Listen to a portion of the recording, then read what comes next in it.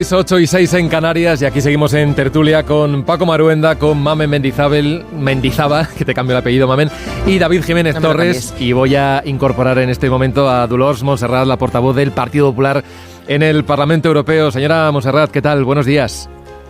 ¿Qué tal? Muy buenos días a todos. Bueno, ¿ya tiene su kit de supervivencia en casa, señora Montserrat? Se ha quedado sin palabras. No nos escucha. Caseros. A ver, creo, le escuchamos ahora, es que se ha cortado la comunicación. Perdone. Puede empezar. Perdone. No se había quedado usted en blanco con la pregunta. Dígame. Pues por supuesto, tengo el kit y todos los europeos lo tendríamos que tener, ¿no? Porque ahora estamos preparando el plan de seguridad y defensa de toda la Unión Europea, porque tenemos que estar preparados, ¿no?, por terceros países que a veces quieren desestabilizarnos, ¿no?, la Unión Europea. Y por tanto tenemos que invertir en defensa, porque invertir en defensa es invertir en la paz de la Unión Europea. ¿Cómo de preocupados están allí en Bruselas? Nosotros que lo vemos con cierta distancia, ¿no?, pero tenemos a nuestros responsables políticos que van, que vienen, escuchamos lo que dicen. ¿Cómo de preocupadas están ahí las instituciones comunitarias con todas estas amenazas que ha venido describiendo la propia presidenta von der Leyen y que justifican ahora que tengamos que acelerar de esta forma el rearme y el aumento del gasto en defensa? No estamos preocupados, sino que estamos ocupados, que es muy diferente. Y por tanto, Estados Unidos ya nos ha dicho, ¿no?, que después de 80 años, ¿no?, que nos han proveído, ¿no?, de seguridad y defensa, pues que nosotros ya nos hemos hecho mayores, ¿no? Los europeos llevamos 80 años de democracias liberales en Europa y que nos tenemos que proveer nuestra propia seguridad y defensa, y por tanto tenemos que invertir en nuestra seguridad y defensa. ¿Para qué? Para mantener la paz, yo siempre lo digo, y para justamente mantener nuestra libertad y nuestro estado del bienestar. Y por ello los estados, empezando por Sánchez, tiene que presentar un plan de seguridad y defensa ante el Congreso de los Diputados, tiene que invertir hasta el 2% que nos obligamos nosotros como país ante la OTAN, y tenemos que invertir este 1,5% más sobre el 2% de la OTAN que nos ha exigido Europa. Y para mantenernos seguros, para disuadir, ¿no?, a terceros países que nos quieran desestabilizar con guerras híbridas o ataques híbridos o con ataques con ciberataques, por ejemplo, en infraestructuras estratégicas europeas o españolas. Y por tanto tenemos que dar seguridad a todos los españoles y al resto de europeos. Y vemos a un Sánchez que no tiene ni presupuestos, que tiene a 7 ministros del gobierno que votan a favor de salir de la OTAN. Vemos al propio gobierno como vota en contra del Consejo de Ministros de poner dinero, ¿no?, de mover partidas presupuestarias hacia el Ministerio de Defensa, pues para tener un país seguro. Por cierto, ¿en Bruselas se sigue hablando de rearme o se ha conseguido borrar esa palabra que irritaba no solo al presidente español, sino también a la primera ministra italiana, Meloni? No, hablamos con toda la tranquilidad y sin complejos del plan de rearme, plan de defensa y de seguridad. Nosotros tenemos muy claro, ¿no?, el liderazgo europeo tiene muy claro lo que necesita Europa, y necesitamos sentirnos seguros, proteger nuestra paz, nuestra libertad, nuestras democracias, y también, ¿no?, esta legislatura es una legislatura para ir hacia la competitividad, ¿no? Tenemos que reindustrializarnos para dar progreso y futuro a nuestros jóvenes. Usted se da por aludida cuando el presidente de los Estados Unidos habla de España como de uno de los países delincuentes. Ha citado a muchos. Dice que 8 de los 29 que forman parte de la alianza lo han venido siendo porque no cumplían con esto de pagar las facturas. Dice que desde que él ha llegado a la Casa Blanca eso ha empezado a cambiar. ¿Se siente cómoda con ese uso del lenguaje, con ese dedo señalador permanente de Donald Trump? España es un gran país y me siento orgullosa de ser española. Lo que pasa es que España tiene el peor gobierno que ha podido tener en estos 45 años de democracias, ¿no?, donde vemos a un Sánchez que insulta constantemente, ¿no?, al gobierno, a la administración Trump. Y Estados Unidos es un país democrático donde los americanos han decidido democráticamente en las urnas por su presidente, y por tanto nosotros como país, España, y nosotros como la Unión Europea nos tenemos que continuar relacionando con Estados Unidos, porque es un país estratégico y de tradición, ¿no? Nuestro aliado estratégico, ¿no? Y por tanto nosotros tenemos, ¿no?, que continuar negociando y trabajando con Estados Unidos. Eso sí, sin arrodillarnos y siempre defendiendo primero nuestros intereses. Y de ahí la Unión Europea, ¿no? Esta visión que ha tenido de no levantarse de la mesa de la negociación en cuanto a la guerra comercial, en cuanto a los aranceles, y en cambio vemos a un Sánchez, ¿no?, que sale de la foto de la Unión Europea, coge un avión y se va a China, ¿no? Un viaje preparado por el lobista Zapatero, un Zapatero que pide, ¿no?, levantar las sanciones a China por la masacre de Tiananmen, ¿no? Por tanto, ahora lo que tenemos es sobre todo que seguir a la Unión Europea, alinearnos con la Unión Europea, donde es un momento de mucha cautela y a la vez de incertidumbre, y por tanto lo que se necesita es una diplomacia inteligente, mucha perseverancia, mucha paciencia, ir unidos todos con la Unión Europea, ¿no? Y por tanto, en este parón de 90 días que hemos visto que Trump ha hecho con los aranceles, es una oportunidad, ¿no?, para la Unión Europea para seguir en esa negociación, y a la vez estamos demostrando que la Unión Europea es fiable, ¿no? Hacia Europa miran muchos países ahora, y ahora están tocando la puerta de Europa como un sitio, ¿no?, seguro y fiable, pues desde Tailandia, desde Malasia, desde Indonesia, desde India. Todos los mercados del mundo están mirando hacia Europa, y por tanto Europa también tiene una oportunidad de abrir, ¿no?, nuevos mercados, porque Europa cree en el libre comercio y no cree en la guerra de los aranceles. Ahora le pregunto en concreto por esa otra batalla, la comercial, pero por cerrar el capítulo del aumento del gasto en defensa, en seguridad. Ya sabe que España sigue defendiendo que esa ampliación del presupuesto, no sabemos todavía las fechas concretas, el cuánto, cómo se va a llegar y a costa de qué, se haga, pues no solamente a través de los presupuestos, ¿no?, de las capitales comunitarias, sino que se tire, por ejemplo, de la emisión de deuda o de un fondo común temporal para financiar todos estos proyectos. Esta es una propuesta que llevó el propio ministro Carlos Cuerpo este fin de semana a Varsovia, en una reunión que mantuvo con los ministros de Economía. Hoy leemos en la prensa que ya hay varios países, entre ellos Suecia, Alemania, Países Bajos, que no están muy por la labor de esto de la deuda. No sé usted, que está allí en Bruselas, cómo de realista lo ve, que se pueda repetir en parte el modelo que ya vimos con la pandemia. Pues mire, Kaja Kallas, la alta representante, lo vino a decir aquí en España, ¿no?, en una entrevista en un periódico español, donde dijo bien claro a Sánchez que la Unión Europea ayudó a España en el COVID porque fuimos uno de los países más afectados. Y dijo, ¿no?, tal cual, ¿no?, que ahora tenemos que estar juntos en el gasto militar, porque la solidaridad es nuestra mayor defensa, y por tanto ahora los países de la Unión Europea le dicen a Sánchez: oye, has sido tú que no has invertido en defensa, todos hemos llegado o casi todos hemos llegado al compromiso que nos ha impuesto la OTAN, en nuestro caso un 2%, y estamos a 1,3%. Si tú no has cumplido, no nos pidas ahora a nosotros, al resto de europeos, que paguemos por tu negligencia de no haber invertido en tu presupuesto hasta el 2%, y el 1,5% de más de este 2% que la Unión Europea nos está exigiendo. La Unión Europea nos dice: oye, pues os vamos a dar créditos, no os vamos a dar dinero, ¿no?, dinero sin devolver, ¿no? ¿Por qué? Porque en muchos países, y pongo por ejemplo el ejemplo de Polonia, Polonia está invirtiendo un 5% en defensa, y Polonia está diciendo: ¿y por qué los polacos tienen que pagar de su bolsillo aquello que el gobierno de Sánchez no ha cumplido con sus obligaciones?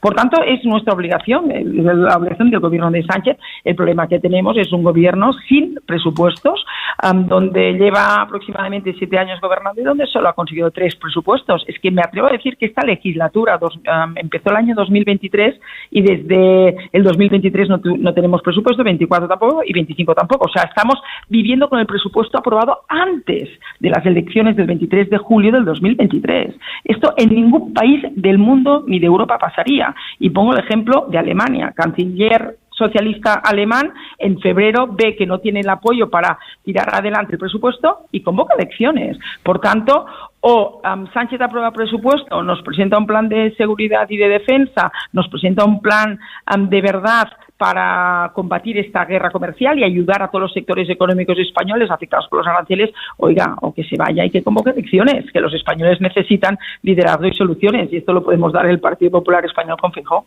Bueno, señora Monserrat, ¿y cuál sería su propuesta para llegar a ese 2%, que por cierto creo que era un compromiso que tenía el gobierno del Partido Popular para llegar en aquella cumbre de Gales? ¿Cuál sería su propuesta sin recortar en materia social? ¿O usted cree que sería imprescindible hacer recortes en asuntos del bienestar, en recortes sociales para llegar a ese objetivo del 2%? La cumbre de Gales 2014, pero cumbre de España 2022, gobierno de Sánchez. Sánchez está gobernando desde el año 2018, lleva 7 años gobernando y no ha cumplido con sus objetivos. Y, por tanto, es el presidente Sánchez que tiene que presentarse ante el Congreso de los Diputados, que es donde recae la soberanía nacional, y presentar el plan de defensa de seguridad. Nosotros estamos alineados al 100% con lo que dice la Unión Europea. Primero, porque nosotros somos el partido mayoritario de la Unión Europea y porque nosotros lideramos, ¿no?, tanto la institución, la Comisión Europea, como el Parlamento. Por lo tanto, nosotros estamos alineados con el Partido Popular Europeo y es Sánchez que tiene que decir si está alineado con Europa, sí o no, y que lo presente ante los españoles, ante el Congreso de los Diputados. Desde que Europa lo está exigiendo, no sabemos absolutamente nada de Sánchez, solo sabemos cada día que tiene a sus socios que quieren salir de la OTAN.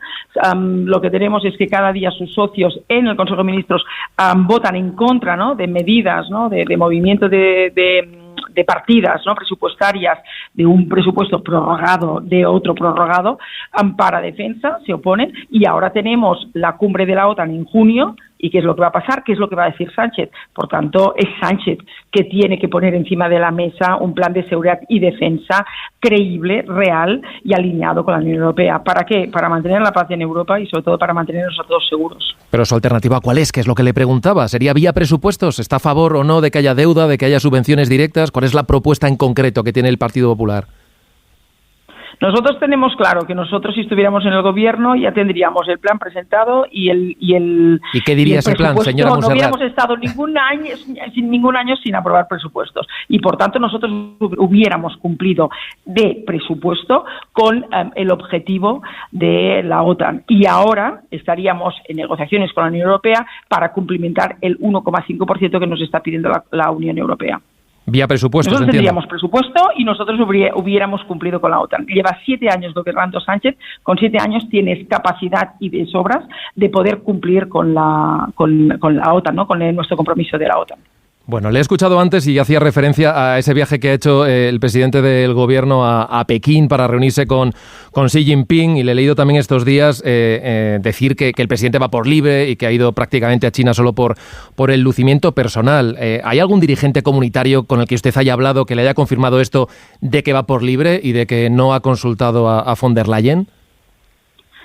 Mire, Sánchez solo ha informado, pero no ha ido completamente por libre en una semana que todo el mundo sabíamos, ¿no? Desde que llegó Trump en la administración Trump, en el gobierno de Estados Unidos, todo el mundo sabíamos que el día 2 de abril, ¿no?, comunicaría, ¿no?, era su día de liberación y comunicaría, pues, los aranceles. De mitad de una guerra comercial, pues no es ser cauto, ¿no?, irse a China, ¿no?, que justamente es con quien tiene una guerra más abierta, ¿no?, comercial, Estados Unidos. Y, por tanto, irse a China en ese momento es poner a España en la diana de Estados Unidos. Y es más, ¿no?, lo estamos viendo ahora mismo, ¿no?, como hay un volentazo, como hay torpeza, y donde el domingo no sabía nadie en España que el ministro Cuerpo esta semana a Estados Unidos a ver al secretario general del Tesoro, el mismo que dijo del viaje de Sánchez a China, pues que eso era cortarse el cuello, y ahora el ministro Cuerpo va a Estados Unidos.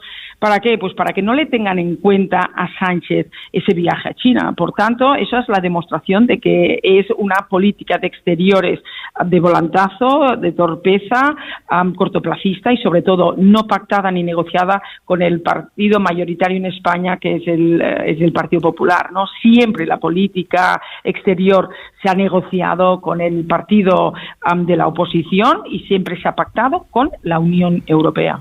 ¿Y usted, cosa que Sánchez no está haciendo? ¿Usted cree, como el señor Feijóo, que el encuentro de hoy entre el ministro Cuerpo y el secretario del Tesoro, hay un riesgo real de que nos puedan recriminar ese viaje a China como una provocación? ¿Para usted cree directamente, le pregunto, si ese viaje ha sido una provocación a los Estados Unidos?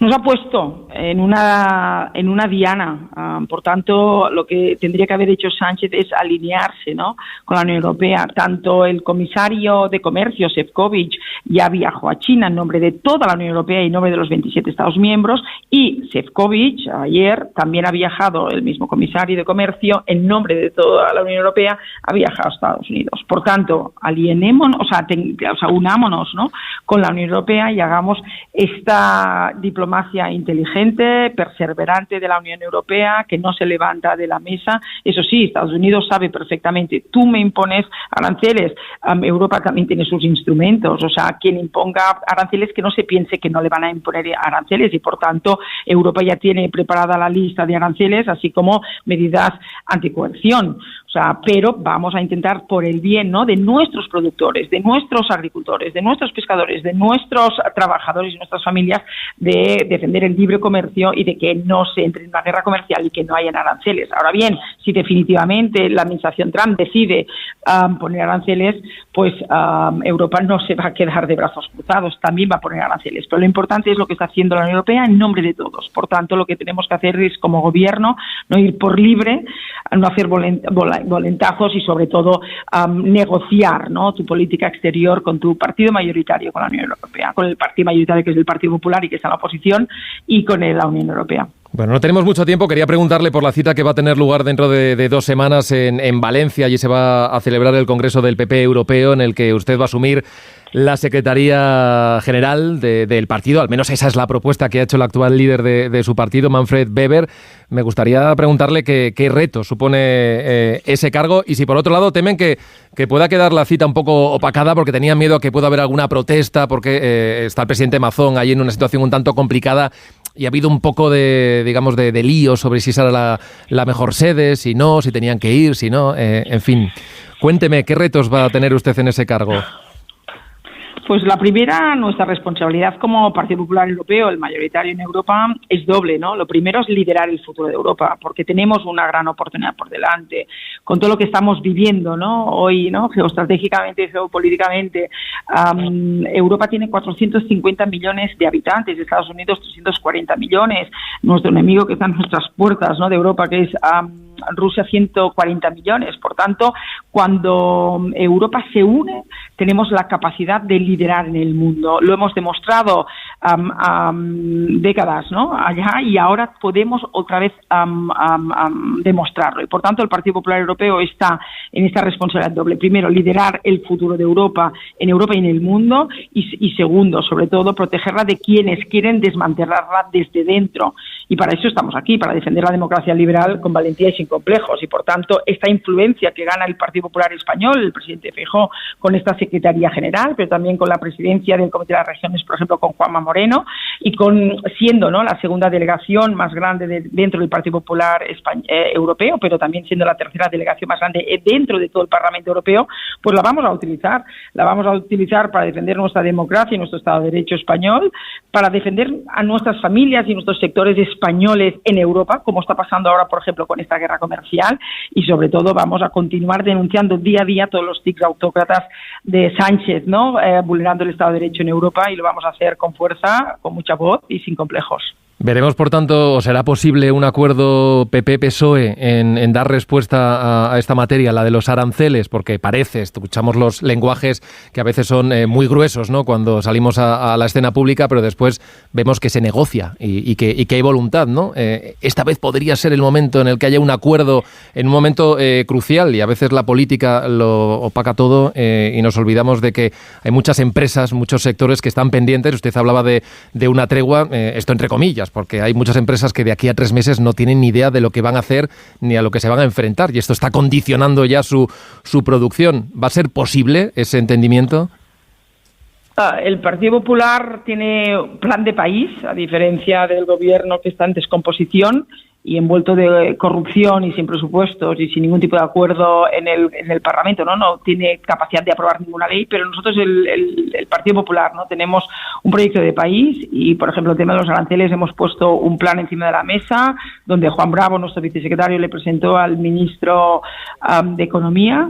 Es un plan que contiene de verdad, no es un parche, sino que contiene reformas y sobre todo ayudas y apoyo, ¿no?, a todos los sectores afectados, ¿no? Sectores económicos, pensemos, ¿no?, pues vinos, cavas, quesos, todo el tema de la alimentación, el calzado, la industria, el automóvil, que nosotros somos el segundo productor de automóvil en España, en Europa, y por tanto que tanto puestos de trabajo creamos en España, ¿no? Por tanto, nosotros hemos puesto un plan encima de la mesa, ¿no? Y por tanto nosotros queremos, ¿no?, que este plan se ejecute porque sabemos que este plan va a ayudar a los españoles. Lo que pasa es que vemos, ¿no?, a un ministro que nos dice una cosa pero luego le dice otra cosa a los políticos independentistas, ¿no?, que parece que se les va a dar un 25% a los territorios y no a los afectados. Aquí quien necesitan las ayudas no son territorios, quien necesita las ayudas son los sectores económicos que están exportando a Estados Unidos y que estos aranceles les supondrán un 40 o un 50% de merma, es decir, de coste, y por tanto les tenemos que ayudar porque son la pequeña, mediana empresa, los autónomos, la gran industria, es quien crea riqueza en España, es quien crea empleo, y por tanto lo que exigimos a Cuerpo es que haga un real decreto que ponga, ¿no?, las medidas del Partido Popular encima de la mesa, porque son las que necesitan, ¿no?, los sectores. ¿Por qué? Porque nosotros nos hemos reunido con todos los sectores económicos, hemos hablado, dialogado con ellos y hemos puesto en este plan, ¿no?, todas las medidas que ellos mismos nos han hecho. Pero nosotros estamos dialogando con la sociedad y con los sectores, a diferencia del gobierno que está de espaldas. Por tanto, nosotros tendrá España nuestro apoyo, tendremos que